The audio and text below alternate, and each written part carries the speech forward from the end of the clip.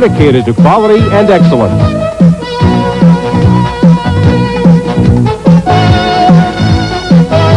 Beaver Stadium, homecoming 1984. The Penn State Nittany Lions host the Orangemen of Syracuse. Hello again, everybody. I'm Stan Savran, my partner George Paterno, and I welcome you to Penn State football.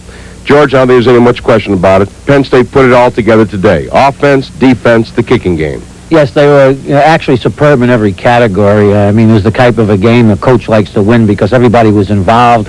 It was a total team effort at homecoming, which is always nice, and a crucial game because they still can go from this point on and have a great season. If they lost today, they might have had a tough time climbing back up. So, but I was very impressed with the young people who got a chance to play today. They didn't have too much experience, like the quarterback, Schaefer, and a few other kids that did an outstanding job, proving that Joe Paterno has quality depth, and this should make the team much, much stronger for the rest of the season. So they should be a very, very tough team from now on. The first quarter of this football game really told the story. Penn State with their best offensive series and drives of the season. And with all the pressure in the world on him, quarterback John Schaefer, the sophomore from Cincinnati, was not only good, he was absolutely brilliant. We'll show you what happened in that first quarter when we return in just a moment.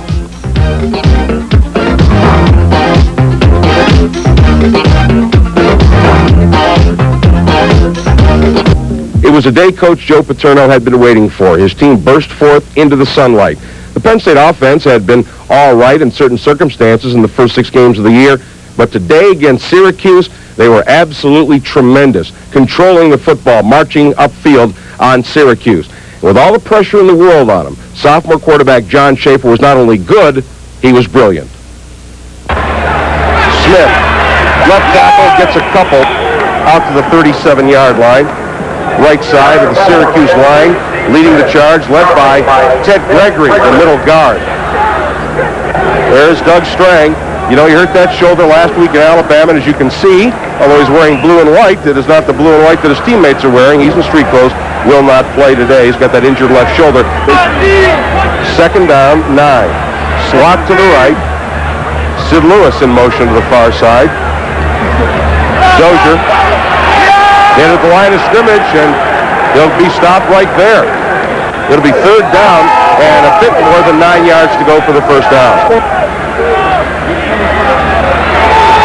Schaefer, play action, man open, first down, Penn State at the Syracuse 49.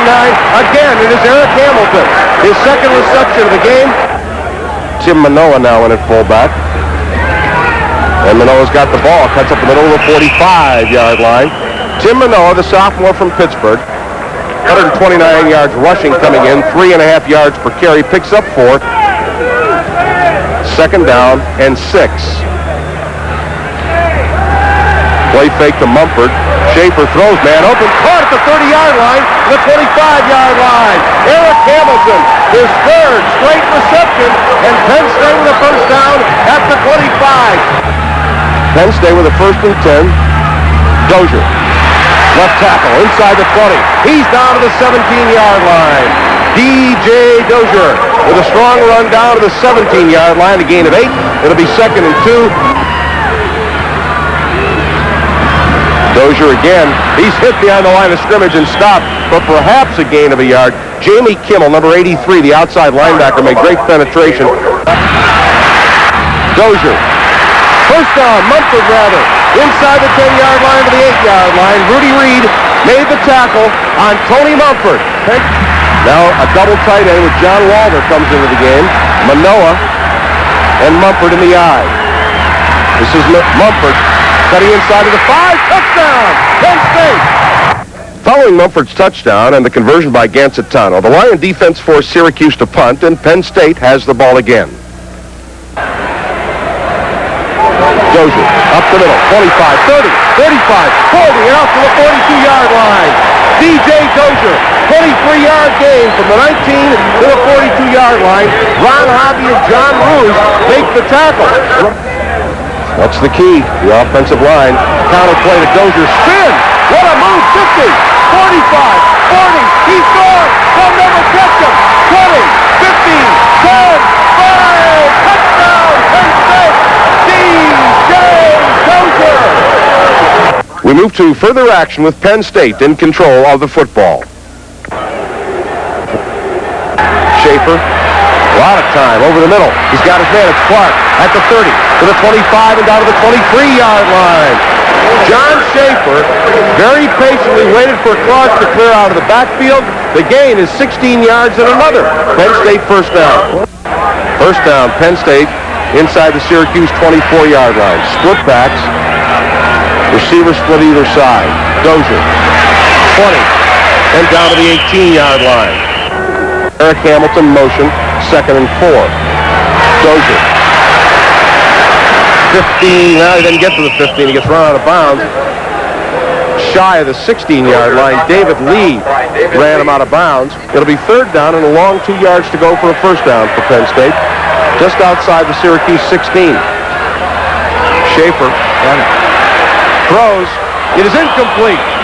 Penn State started this drive at their own 18-yard line. They have marched to near the Syracuse 16. It'll be a 33-yard attempt for Gancitano. Angle to the right. Kick is up. Kick is long enough. And the kick is no good. So Gancitano misses a 33-yard field goal. He didn't hit it very well. Missed to one side. Gancitano has now missed 3 in a row. Norley, he's rushed. He throws the screen to Covington. 20, 25, 30. First down, Syracuse, across the 30 and out near the 35-yard line. Norley throwing over the middle. Intercepted by Penn State. Mike Jordan. And Jordan returns it near the Syracuse 35-yard line. Manoa and Dozier, the I-backs. Here's a boot pass. Schaefer, the 10, and he's down to the 6-yard line. 2nd down and 2 from the 6. Dozier inside the 4 and down to the 3-yard line. That'll give Penn State a first down and goal at the 3-yard line. I think McPherson's got to be worried now. Well, I'm pretty sure they're going to go off tackle with Mumford as the ball carrier. Power eye to the right. Now Smith makes it a power eye to the left as he shifts. Mumford to the 1-yard line. Good hit by Bernard King. He really stood Tony Mumford up. Got him to the 1-yard line. 2nd and goal from the 1. Steve Smith. Touchdown, Penn State. Steve Smith, his 2nd touchdown run of the season, and Penn State goes up 20-0. There was no further scoring, and the half ended with the score, Penn State 21, Syracuse 0. We'll be back right after this.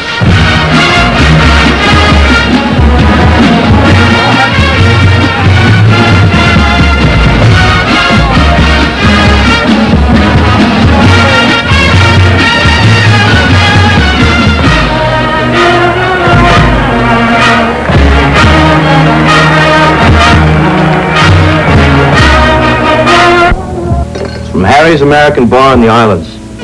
You know what they use in their daiquiris, Collins, sours, pina coladas, margaritas, and Bloody Marys? Daly's cocktail mixes. Same goes for the Durrell Country Club in Miami. Lots of snazzy places use Daly's. That's why I use Daly's cocktail mixes in my place. Every drink tastes perfect. Every time. For your next get-together, pick up some Daly's cocktail mixes. Excuse me. State University. Dr. Bryce Jordan. One thing I've noticed since coming to Penn State is the spirit of Penn State alumni. It's a wonderful pride and alma mater that you just don't find at other schools. I know that part of the reason is the Penn State Alumni Association. This organization of 70,000 members keeps people involved with Penn State through the Alumni Vacation College, the Alumni Fellows Program, reunions, and vacation tours to all parts of the world. The association also brings Penn State close to you with the Penn Stater magazine, the football letter, and Penn State clubs in 150 locations. Many association members recruit prospective freshmen. Others help current students with scholarships and jobs. I urge you to get involved too. Join our Alumni Association and keep the pride going. For more information, contact the Penn State Alumni Association, 105 Old Main, University Park, Pennsylvania, 16802. Through the first 7 weeks of this college football season, 5 teams have occupied the number 1 spot in the ratings. Obviously, there's no sure way to tell exactly who is number 1. Debates have raged on and on. Should we have a national playoff? Is Joe Paterno in favor of a national playoff? I think that's the only way to go. If I were a kid playing today, that's what I would want to do. I'd want to be in a playoff. I wouldn't want to pick up the paper and read that somebody was voted better than I am if I hadn't had a chance to go head-to-head with them. And I wouldn't care. I'd like to take my shot at it. And that's why I feel coaching. A lot of people say, well, there's enough pressure on. You win a bowl game, that's great. Everybody, now we got a lot of happy guys. Well, I think they lose sight of why we're in the game. I think we're in the game for the competition. I think that's the part I enjoy. I enjoy the big games. And if we could have a big game, I think that'd be fun. With a 21-0 lead, Penn State turned the ball game over to its defense, which has been exceptional all year long, and they certainly didn't disappoint anyone. But along with an exceptional defensive performance, the kicking game made it almost impossible for Syracuse to come back. Syracuse from their own 48-yard line. Best field position they've had all day. This is McPherson. Don McPherson, freshman quarterback, into Penn State territory and down to the 46-yard line. It's a gain of 6 yards. He ran the first time out of the box, second down and 4. McPherson on a roll. He fires and overthrown, intercepted at the 17-yard line by Mike Reid.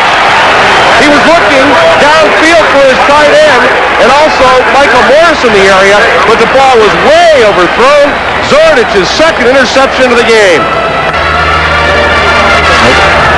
Schaefer throwing, got his man at his Bellman. 45, 50, Syracuse territory to the 47-yard line. First and 10 from the Syracuse 47.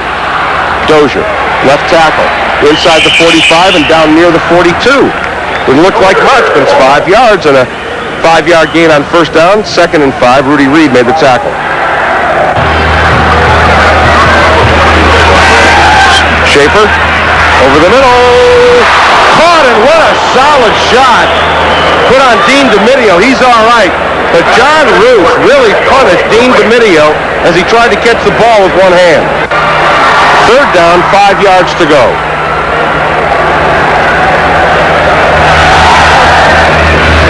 Tony Mumford. 40, maybe to the 39, whatever. He'll be short of the first down. It'll be fourth down and a very long 2 yards to go. The crowd urging Penn State to go for it, but here comes the punt team.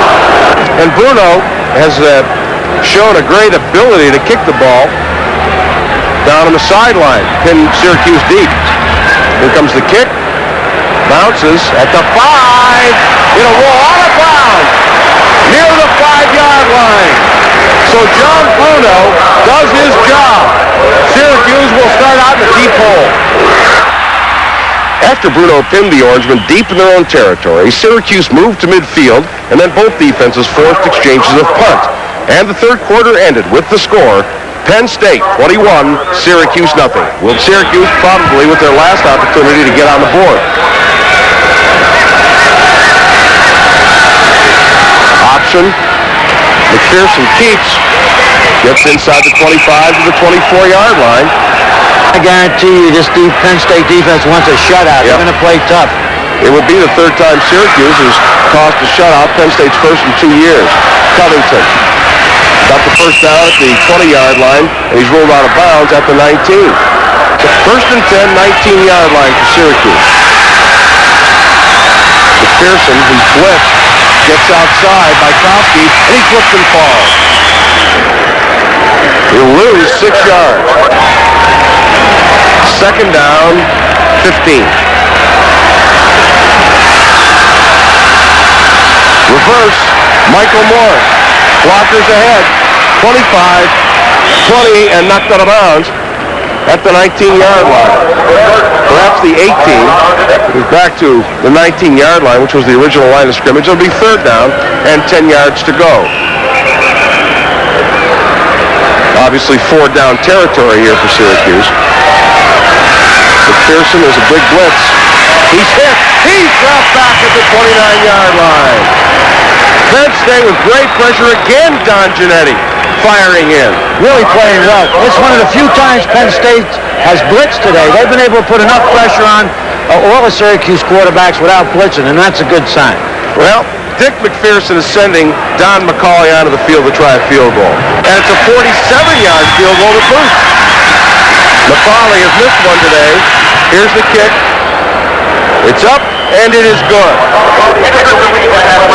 There was no further scoring, and the game ended with the score, Penn State 21, Syracuse 3. We'll be back right after this. College Town, USA. It's party town. At Penn State, only football earns enough. The offensive and defensive players of the game are brought to you by Daly's Juice Products. To remind you, there's a Daly's treat for everyone. And by Westinghouse. More than 100,000 people around the world dedicated to quality and excellence. And by Bud Light, the less filling beer with the first name in taste.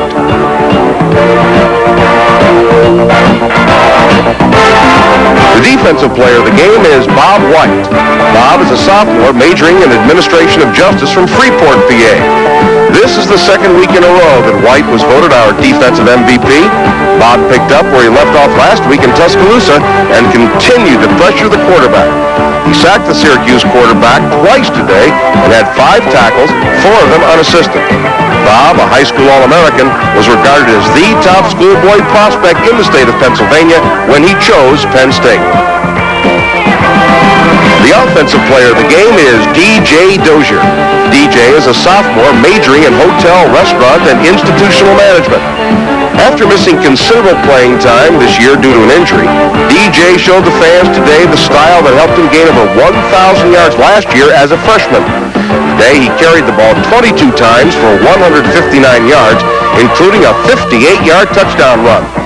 In case you've been wondering, DJ's given name is William Henry Dozier Jr., but his father was called Deke. He became Deke Jr., thus DJ. Congratulations to DJ Dozier and Bob White, this week's players of the game.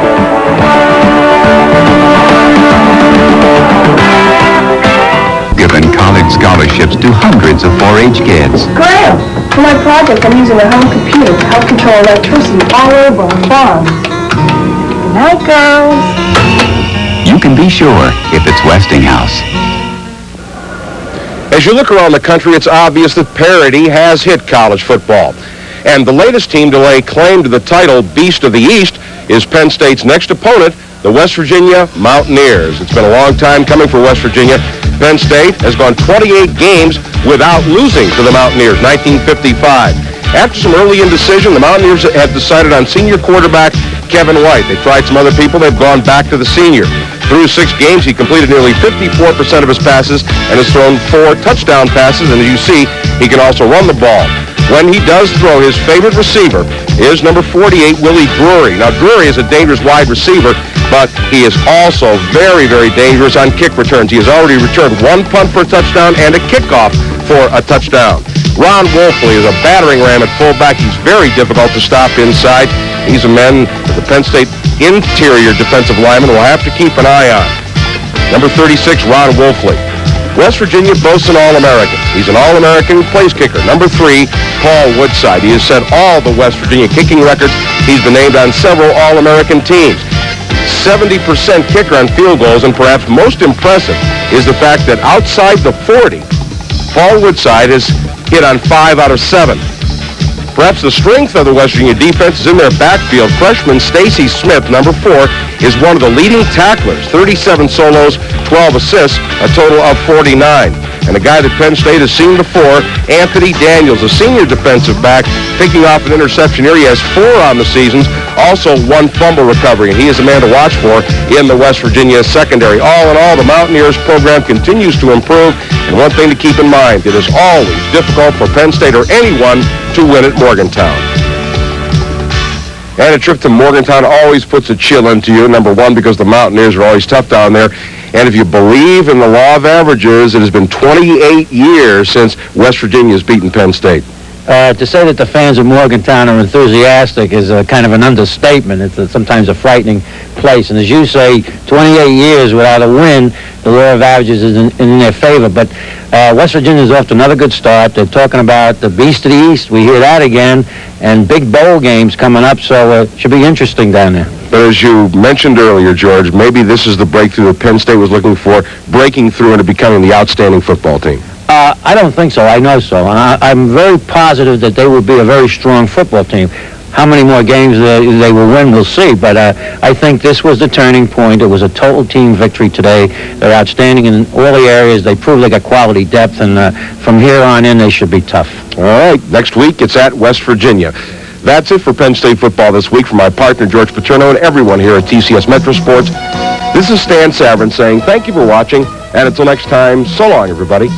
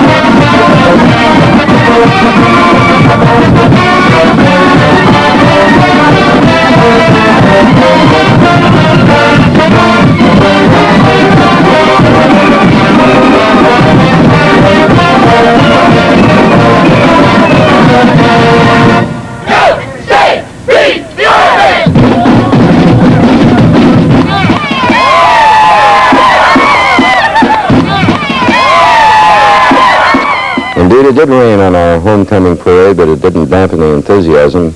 A lot of people showed up, a lot of fraternities and sororities, and everybody else worked very hard. Our congratulations to a fine homecoming weekend. We're delighted to have you back watching TV Quarterbacks. Our coach is here, Joe Paterno, and our player guest is the pride of Beaver Falls, Pennsylvania, Rocky Washington. Rocky, nice to have you here. Oh, pleasure to be here. I get the feeling that you would have liked to have been part of that football game yesterday. I say champing at the bit. How you feeling? I'm feeling pretty good now, and I'm just going to try to get ready to go this week and go down there and play West Virginia. Very good. Joe, I know that Rocky wanted to be in the ball game, but a lot of other guys were, and a lot of guys played well for Penn State. I thought we had a good game, Fran. I thought, particularly defensively, I thought our defense was really a dominant defense yesterday. I thought they really took charge of the football game. And, of course, obviously the offense did some things very well. I was pleased with that part of it. We had a really big league drive the first time we got our hands on the football. We took the football and we threw the ball well, we caught it well, and we ran well, and there was a pattern was established that was good for us. We needed that right now. So overall, I thought it was a good football game for us, and certainly a great homecoming win, because there was so much excitement in this town on homecoming. That parade gets bigger and bigger and bigger, and more people come up. We could have sold 115,000 tickets for this game Saturday. So I'm glad and the weather was good. And the worst thing we could have done is have the football team flop when everything else was in place. Talk about the defense. It's I guess, been a public observation the last 3 or 4 ball games to be concerned about the offense that Penn State has, overlooking the fact that as those games have progressed, that the Penn State defense, or at least to my way of thinking, has really gotten better and improved game by game. Well, I think we have. I think we've some kids are in positions that they're now getting much more comfortable, have more experience. A kid like Bobby White, Danny Morgan. Bobby White has gotten better each week and was a dominant figure in the game this week, and, and very close to one the week before, even down in Alabama. The linebacking's getting better all the time. Secondary's been very sound. Came up with a couple of interceptions. Had 2 really big league interceptions, one by Zordich and one by Cobbs. So I think that, they're playing themselves into being a very, very fine defensive football team. They're strong on the line of scrimmage. They've been able to get a good pass rush without rushing more than 4. Yeah, we're not perfect and we're not great, but we're getting better at it. It's homecoming at Beaver Stadium, and 85,000-plus fans and the Orange of Syracuse shows up on a beautiful, beautiful day. Penn State won the toss, opted to receive, and we're picking up the action with the Nittany Lions 3rd and 7 at Penn State's 22. This is John Schaefer, the quarterback, rolling left with the protection in front of him. Zings a pass on the left sideline, complete to Eric Hamilton for a 12-yard gain and a first down. 3rd and 9 now. Penn State at its 36. Schaefer rolls the other way.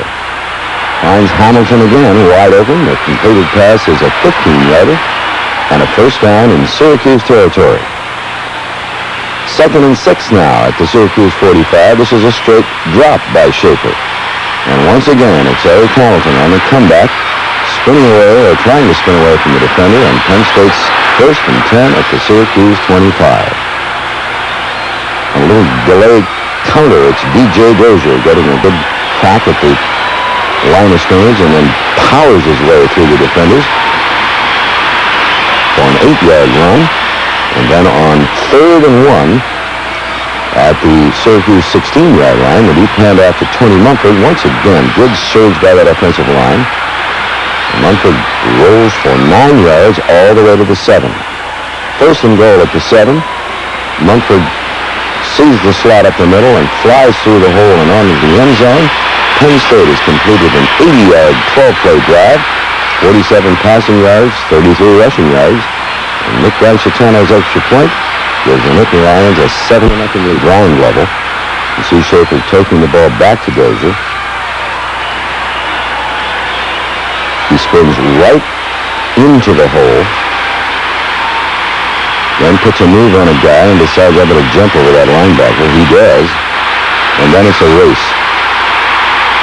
As Dozier comes to the near sidelines, and there isn't going to be anybody catching. DJ with his best day of the year. Paterno again adds the extra point, and midway through the first quarter, and at the end of the first quarter, Penn State is up 14-0. And this year, Mike Reid was among those who attended and was honored yesterday's game. And let's take a brief look at one of the finest defensive linemen ever to play at Penn State. Ever to play any place, Fran? Right. The 1969 Penn State football team was marked with great players like Franco Harris, Charlie Pittman, and Mike Reid.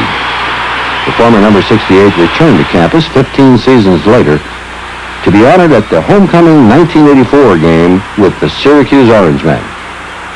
During the 1969 season, Penn State came close to being defeated by Syracuse.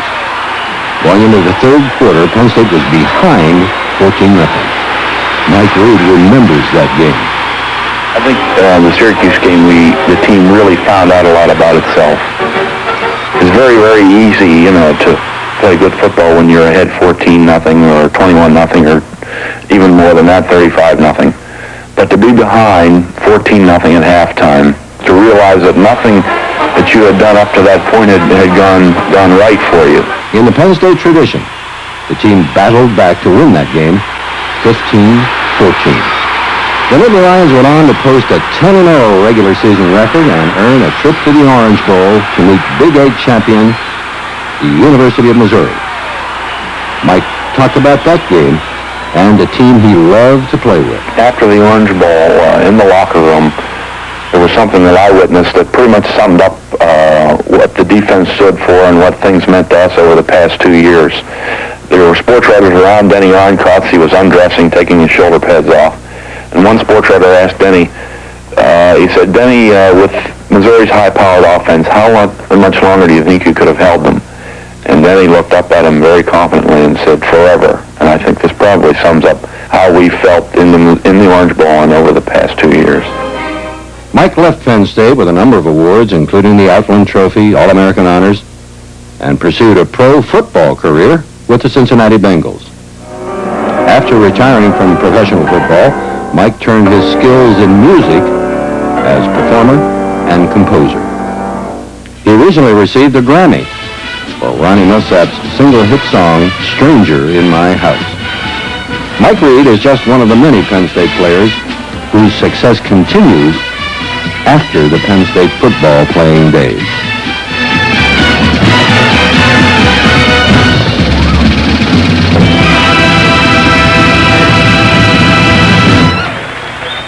He's no stranger in our house, I'd say. What a guy. What a guy. What a guy. What a football player. What a football team you've got looking you in the face. Absolutely. West Virginia University. I have not even looked at the Syracuse films yet. I'm a little bit embarrassed talking about the game because I've been looking at West Virginia, looked at the tape of the BC West Virginia late last night and early this morning. West Virginia has really gotten better each week, and they're really going to be a good football team. Well, I'll tell you, it should be a great one, a great traditional game year in and year out, and I want to take just one moment to remind you that it is 7:45 kickoff. It will be on ESPN live, and we hope to see Penn Staters in Morgantown and Penn Staters everywhere watching on ESPN. Thank you, Rocky. Thank you, Joe. See you next week.